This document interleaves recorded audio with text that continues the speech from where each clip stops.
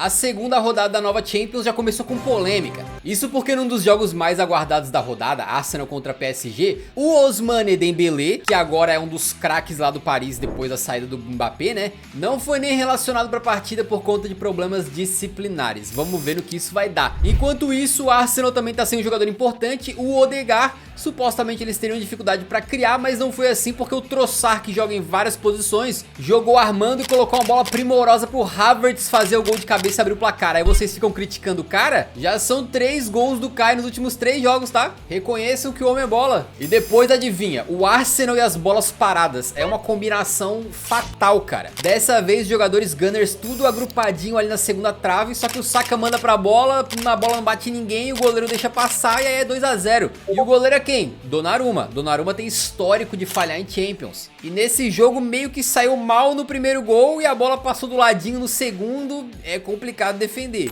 No segundo tempo, o Arteta encarnou ali o seu ídolo, Fábio Carille, botou o time todo na retranca. Só que o PSG tem a bola, vai pro ataque, não veio o Mbappé lá na frente, não sabe muito o que fazer. Então assim acabou Arsenal 2, PSG 0. Boa vitória. Outro dos confrontos mais esperados da rodada era entre Leverkusen e Milan. E é doido como o equilíbrio de forças muda no futebol, né? Atualmente tu vai ver um jogo desse e espera que o Leverkusen ganhe. E de fato os caras pressionaram e amassaram o Milan desde o começo, tá? E o gol saiu no começo do segundo tempo, adivinha com quem? Pô, o Grimaldo entra na área, toca de calcanha pro Frimpong, que chuta e no rebote o Boniface guarda. Belíssimo gol com a participação de uns caras que já estão indo pra segunda temporada excelente deles, hein? Depois do Milan tomar o gol, eles tentaram pressionar e conseguiram, beleza? Meteram um abafo ali, tiveram várias chances, o Theo Hernandes meteu bola no travessão e tudo, mas a bola não entrou, acabou o Leverkusen 1 a 0. Agora sim, cara, o Milan perdeu, mas eu vi nesse time aquela atitude que fez os caras ganharem o Derby della Madonnina. Então me parece que o segundo tempo do Milan dá pra tirar muita coisa positiva dali, ainda que 2 derrotas em 2 jogos. Então é difícil.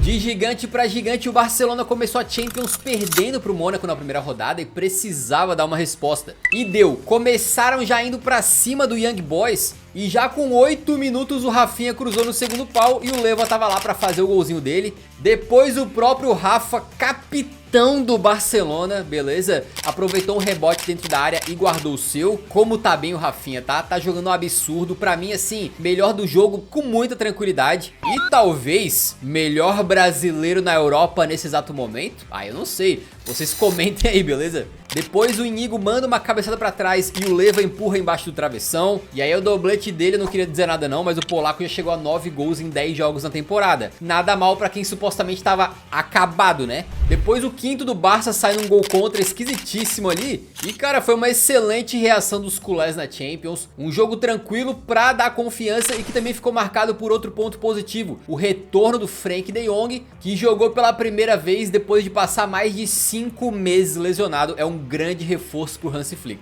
E de uma goleada pra outra a gente vai agora no que talvez seja o confronto do time mais fraco dessa Champions contra o time mais forte. Pois é, o Slovan Bratislava recebeu o City e o passeio começou cedo. O Savinho meteu um chutaço e no rebote o capitão Gundogan, de volta depois daquela passadinha rápida em Barcelona, né? Marcou o primeiro do City nessa Champions e também o primeiro dele nesse retorno, né? No segundo tempo, o Doku manda pro Phil Foden, que amplia o placar daquele jeito que ele gosta, né? Uma chapada colocada ali fazendo curva. E vocês acham mesmo que o Haaland ia jogar contra o Bratislava, não ia meter o gol dele? Recebeu um bolão do Rico Lewis, driblou o goleiro e fez o seu 11º na temporada. Sobrou até pra molecada porque o City fechou o 4 a 0 com um meio campista de 21 anos chamado McAtee. Ele foi muito elogiado pelo Guardiola recentemente e depois do jogo disse que tava assim no paraíso. Disse que é o sonho de todo garoto, né? Poder jogar uma Champions, meter gol e tal. Muito massa e no final das contas 4 a 0 e acho que ninguém esperava nada muito diferente disso, né?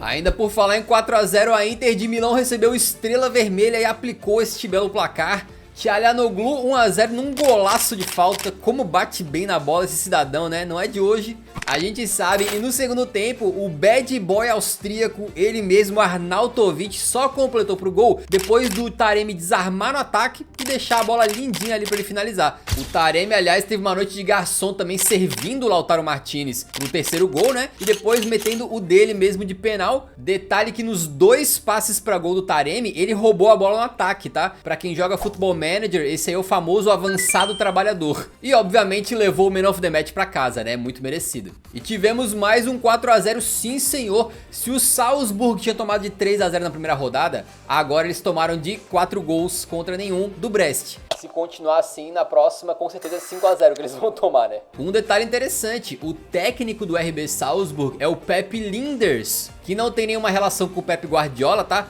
Ele foi auxiliar técnico do Jürgen Klopp no Liverpool por quase 10 anos. Pra mim, o destaque desse jogo vai pro Mama Baldé do Brest, que participou da criação das jogadas ali de 3 gols. E pro Sima, que meteu 2 buchas na partida e foi lá pra cima na artilharia da Champions. E ó, primeira participação do Brest na história da Liga dos Campeões, 2 jogos, 2 vitórias. Nada mal, tá? Lembrando que, segundo o Opta, se você fizer 10 pontos, você tem 99% de chance de classificar para a próxima fase. Então os torcedores do Brest já estão sorrindo à toa, né? Indo agora para a Alemanha, o Stuttgart recebeu o Sparta Praga e o Sparta montou as suas linhas de defesa ali bem fechadinhas. Mais um 1 a 0 do Stuttgart veio com um cruzamento do Mittelstadt pro gol de cabeça do Milot. Agora, quem é Mittelstadt, você se pergunta? É um lateral esquerdo que vem defendendo a seleção da Alemanha e chegou no 4º passe para gol nos últimos 3 jogos. O gráfico de valor de mercado desse camarada é completamente loucura, né? É literalmente a ressurreição da Fênix ali. Só que o Sparta conseguiu empatar, beleza? Foi um belo gol de falta do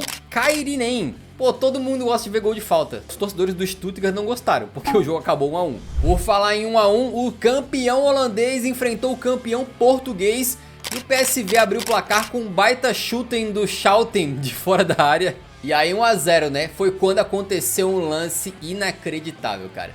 O Eduardo Quaresma, zagueiro, fez uma corrida maravilhosa e ia sair na cara do gol com todo o tempo e espaço do planeta Terra pra ele decidir o que ele queria fazer. Pô, o cara poderia dar uma sentada no gramado ali, pensar, raciocinar, levantar e ainda poderia fazer o gol. Mas ele escorregou sozinho, caiu igual um saco de batata ali, cara. Lamentável. Mas tu foi inocente mesmo pra achar que não ia ter gol do Gyökeres, né? E realmente dessa vez não teve. É raro, mas não teve. Mas teve gol do Sport porque o Daniel Bragança aproveitou um desvio ali, apareceu na área, meteu 1 a 1. E foi uma atuação que os adeptos leoninos não ficaram muito satisfeitos. E o PSV poderia ter ganhado, né? Agora aquela coisa, sem gol do Gyökeres, sem like nesse jogo, mas você pode deixar o like nesse vídeo, que ajuda muito o nosso canal, e você manda uma mensagem pra mim, dizendo o seguinte, cara, continua fazendo esses resumões, continua. Então apoie com o seu like, firmeza? E quem merece um likezão enorme é o Borussão da Massa, exatamente, o Dortmund sempre subestimado, por vocês aí, né? Eu jamais subestimei o Borussão. Mas o fato é que a torcida deles já começou esse jogo contra o Celtic, mandando uma mensagem nada sutil pra UEFA, né? Acho que a mensagem tá bem clara.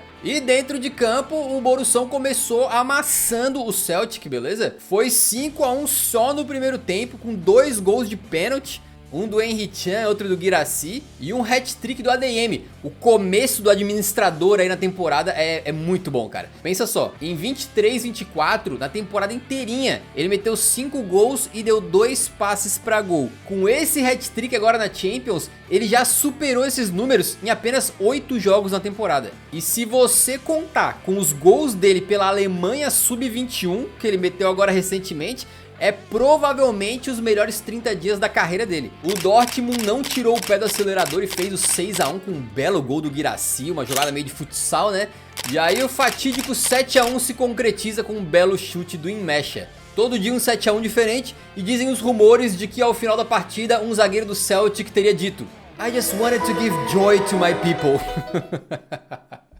Agora vamos pra Girona e Feyenoord, que talvez tenha sido um dos jogos mais malucos dessa rodada, né? O Lopes abriu o placar depois de uma confusão ali na área. E em outra bola na área, aí foi a vez do Yangel Herrera fazer gol contra. E um gol contra de peito. Meio bizarro, né? Se tu olhar a foto do momento, ele tava de quê? De olhinho fechado. Foi pra bola de olho fechado, fez gol contra. Aí o Feyenoord aproveitou um erro na saída de bola pro Igor Paixão, brasileiro, né? Meteu uma bola açucarada pro Milambo, que saiu na cara do gol, fez o gol. E assim, o que o cara faz ou deixa de fazer com ele mesmo não é da minha conta, cara. O Gazzaniga ainda pegou um pênalti do Feyenoord, depois o Wellenreuter pegou um do Girona. Insanidade total, e o mais curioso é que os 2 pênaltis foram originados de falhas dos goleiros, e ambos os goleiros se redimiram catando a penalidade. Depois de uma jogadaça do Danjuma, ainda teve gol do Van de Beek, lembra dele? Aquele mesmo. Só que o 2 a 2 não ficou no placar por causa de mais um gol contra. Foi o zagueirão crente do Girona que botou contra o próprio patrimônio, e o Feyenoord saiu com uma vitória por 3 a 2. Aí tu pensa nesse jogo, tá? 2 gols contra, 2 cagadas de goleiro, 2 pênaltis defendidos e o Girona ainda pediu o pênalti no último lance. Foi um caos e atenção ao dado. O Girona tomou 4 gols nessa Champions, 3 foram gols contra. Pô, cara, aí é complicado, né, meu parceiro? Por falar em complicado, o Shakhtar enfrentou a Atalanta e vou te falar que Ladea sentou o sarrafo com força. O Jin City marcou numa bola que sobrou na área, depois o craquinho Lookman ampliou e o Bela Nova fez o 3 a 0 de cabeça. Poderia ter sido mais. A atual campeã da Europa League, a Atalanta, não faz um bom início de temporada lá na Itália, né? Mas na Champions, 2 jogos, continua invicta. Ainda falando de time italiano, o Bolonha foi visitar o Liverpool. Tarefa ingrata, né? Porque o Liverpool começou a temporada muito bem com o Arne Slot. E o Liverpool tem um cara que historicamente decide, não foi diferente hoje. O novo cabeludo, Mohamed Salah, botou uma bola perfeita pro McAllister só empurrar e abrir o placar. E depois o Salah fez coisas de Salah e ampliou pra 2 a 0. Tu vai brincando, em 9 jogos do Liverpool com o novo treinador, são 8 vitórias e 22 gols marcados. Torcedor dos Reds até esqueceu já quem é Jürgen Klopp. Não, sacanagem, mas o Bolonha, hein, cara, a grande surpresa da temporada passada, com aquele trabalho monstro do Thiago Motta, acabou perdendo, né, o seu técnico e alguns jogadores importantes também, e faz um começo de temporada tenebroso. Por falar em tenebroso, chegou um momento triste pra vocês aí, torcedores do Sturm Graz. Eles perderam pro Bruges em casa com um golaço do Tisolis, que mandou um tijolaço, e aí o Sturm Graz perdeu pro Brest na primeira rodada, perdeu pro Bruges na segunda, e nos próximos jogos ainda vai enfrentar Sporting, Borussia Dortmund, candidataço pra ser o lanterna dessa nova UCL, né? Pra tristeza de todos os fanáticos pelo Sturm Graz aí que estão vendo o vídeo. Ó, se você torce pro Sturm Graz... comenta, tá? Comenta. Vamos falar agora de RB Leipzig e Juventus, que foi mais um jogo absolutamente caótico, tá? Num contra-ataque do Leipzig, o Openda arranjou um passe magnífico pro Seško, que finalizou muito bem. Esse cara é bom de bola. Aí no segundo tempo, fala dele, né? Vocês críticos do Vlahovic aí, o sérvio apareceu na área e empatou pra Juve. Depois o goleiro Di Gregório da Juventus deu uma triscadinha na bola com a mão fora da área, foi expulso, o que tá correto, mas deu dó, porque foi muito acidental, né? E pra piorar, na cobrança dessa mesma falta aí, o Douglas Luiz resolve meter a mão na bola. Não entendi por que dessa vez, né? Não foi nada acidental. Ele tentou se proteger com as mãos assim na frente. Pênalti que o Sescão da Massa bate e concretiza. Já são 6 gols e 3 passes pra gol do homem na temporada em 8 jogos. Isso que eu não tô contando jogos pela seleção, hein? Tá se encaminhando pra ser o quê? Aquela famosa temporada de explosão, quando o cara faz um ano brutal e depois vai parar num gigante, né? Por falar em gigante, a Juventus, mesmo com essa maré de azar, conseguiu empatar. O Vlahovic faz um golaço de fora da área, mete o 2 a 2. E por falar em golaço, a jogada do Chico Conceição para fazer o 3 a 2 pra Juve foi maravilhosa, né? Uma vitória de virada arrancada com 1 a menos e com 2 pinturas, cara. E eu queria aqui formalmente elogiar o Vlahovic, que depois daquele jogo tenebroso, horrendo que ele fez contra o Napoli na Série A italiana, em que ele saiu no intervalo, foi criticado por todo mundo. O torcedor da Juve não queria ver o cara pintado de ouro. Ele reagiu como? 2 dobletes consecutivos, beleza? Então tá de parabéns, porque às vezes é na dificuldade que a gente cresce e o Vlahovitão tá dando a resposta.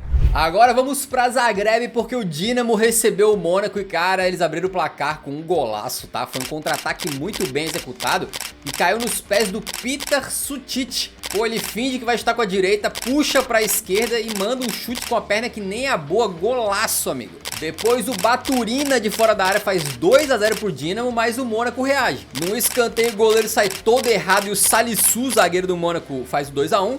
E já no finalzinho o Balogol cai na área, derrubado, o Zaccaria cobra o pênalti com muita perfeição e faz o 2 a 2. Acabou assim, 2 destaques. Este camarada aí, jogando com a cabeça enfaixada de uma forma horrenda, né? E também elogiar o goleiro do Dinamo, que beleza, falhou naquele gol do Salisu, mas quando o jogo tava 0 a 0, ele pegou essa aí do Minamino, sozinho no 1 contra 1, cara. Defesaça monstro, hein? É o Dibu Martínez da Croácia, respeita!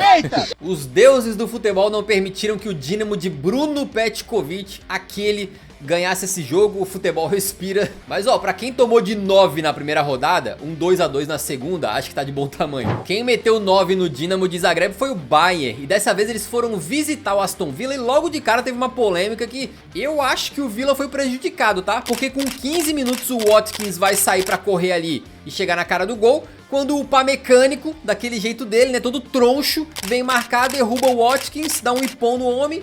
e o juiz não marca nada. E o Upamecano então sai só com o amarelo, na segunda vez. É brincadeira, era pro cara ter sido expulso, irmão. O Upamecano em noites de Champions me dá um frio na espinha só de pensar. E aí a partida inteira foi o seguinte: Bayern de Munique no ataque, Aston Villa tentando sair no contra, normal. Inclusive o Bayern foi muito melhor em quase o jogo inteirinho, até que no segundo tempo apareceu ele, John Duran. Nessa temporada, toda vez que esse homem entra no segundo tempo pelo Aston Villa, ele tem metido gols importantes aí, gols que dão pontos pro Villa, gol de vitória. Ele tá virando um xodó da torcida e ele recebe um lançamento que o Neuer achou que poderia interceptar, naquela que a gente elogia, né, que Neuer goleiro líbero e tudo mais, mas ele saiu errado. O John Duran não precisou nem olhar direito, mandou por cima, encobriu o Neuer, fez 1 a 0. Que golaço, amigo. John Duran é o maior super sub dessa temporada, mas assim, de longe, tá? Não é que o Bayern não criou chances não, tá? Mas eles pararam no que pra mim foi muito claramente o Man of the Match, Dibu Martinez. Pô, que atuação que ele fez, cara. Pegou uma finalização monstra do Kane, pegou outra do Olise, fez outras defesas importantes. O jogo dele foi de elite da elite, tá? E foi muito responsável pela vitória do Aston Villa por 1 a 0. E que é o detalhe, o Villa é campeão da Champions. Eles ganharam em 1982. Adivinha contra quem que foi aquela final? Contra o Bayern. Adivinha qual foi o placar? 1 a 0. O futebol é irônico às vezes, né? Aí eu falei isso, o Rafa veio pra mim e falou assim: e adivinha de quanto que o Santos ganhou do Operário na Série B? 1 a 0, Absolute Cinema. Ó, Aston Villa venceu, uma vitória histórica. Os torcedores estavam assim, fora de si, comemorando, tá? Os caras estavam maluco. E acredite se quiser, o Aston Villa é o primeiro time nessa temporada que consegue tirar pontos do Bayern de Company, que vinha amassando todo mundo, né? Por falar em amassando, chegamos em Benfica e Atlético de Madrid. Um dos jogos que eu mais gostei dessa rodada, de longe. O Benfica começou muito bem e logo no começo da partida apareceu ele, o mago, Arthur Koglu. Como esse cara caiu como uma luva no Benfica nesse início de temporada. Ele tá voando e brocou sem piedade num belo passe do Oshnes. O Benfica também vai ter um pênalti, que é o seguinte: o Pavlidis está na área e o Gallagher, que o Atlético de Madrid fica fazendo esse marketing dizendo que ele é o Pitbull, chegou igual um Pitbull mesmo, pisou no pé do Pavlidis. Depois o Gimenez terminou de fazer o pênalti, né? Foi um pênalti duplo, o Benfica deveria poder bater 2 vezes. E o Di Maria não perderia, bateu com muita tranquilidade, 2 a 0. E eu queria parar aqui pra mandar um abração pro nosso compatriota segurando uma bandeira do Brasil com o logo do América de Natal atrás do gol lá onde o Di Maria bateu esse penal. Monstro demais, representou. E outro monstro foi o Bruno Lage. Ele botou o Best em campo e isso é a melhor coisa que ele poderia ter feito, porque o Best cobra um escanteio e o Bá faz o 3 a 0. E nesse gol do Bá, poucas vezes na minha vida eu vi um cara marcar tão mal quanto o Gallagher marcou. Ele tava de costas pro lance em 90% do tempo e quando ele vira de frente ele pula ali igual uma água viva, cara. Sei lá o que ele tentou fazer. Ainda deu tempo pro Coquetel fazer o 4 a 0, uma porrada no Atlético de Madrid. E eu gostei muito da atuação do Benfica, tá, cara? Foi espetacular. Eles praticamente anularam o Atlético de Madrid, que não criou bulhufas, enquanto o Benfica criou várias chances. Foi muito superior. O Pavlidis, por exemplo, né? Ele tava sempre no local certo na hora certa, mas teve várias chances e perdeu todas. Se não, poderia ter sido 5, 6, com certeza. Uma noite inesquecível para os benfiquistas. E o Bruno Lage um dia tá empatando contra o Goiás, sofrido no Engenhão. No outro, o cara tá ganhando o Atlético de Madrid na Champions. É doideira o futebol, né? E chegamos agora pra Lille e Real Madrid, que também trouxe uma surpresa muito grande. Primeiro, antes da partida, o Rodrigo com dores ficou no banco. O Mbappé também começou no banco. E o Courtois, por lesão, foi cortado. Assim, Lunin e Endrick começaram titulares. E logo no começo, o Endrick fez uma jogadaça, uma arrancada monstra ali. Pena que ele finalizou meio em cima do goleiro, né? Senão seria um golaço lindo. E o Lunin também chega a fazer uma defesa dupla e tal, mas o jogo se define quando uma bola vai na área e o Camavinga mete a mãozona nela. O árbitro vai no VAR, o pênalti é bem marcado e o Jonathan David converte. Aliás, ele é outro que faz um começo de temporada 24-25 espetacular. Tinha metido 3 gols no final de semana, agora faz um gol de vitória contra o Real. E o Real no segundo tempo bota só Modric e Mbappé em campo. É um banco fraco, né? Só que eles fizeram um jogo abaixo da média, sem conseguir criar grandiosas chances claras. E quando conseguiu, parou no goleirão Chevalier, ali que conseguiu crescer na partida, né? No final das contas acabou assim, e é a primeira derrota do Real Madrid na Champions desde que eles tomaram aquela aquela bucha do Manchester City lá em 2023. Atuação bem contestável aí, né? Os caras ficaram mais preocupados em brigar do que jogar. Tomaram vários cartões amarelos e faltou muita criatividade. Será que é porque o Rodrigo não jogou?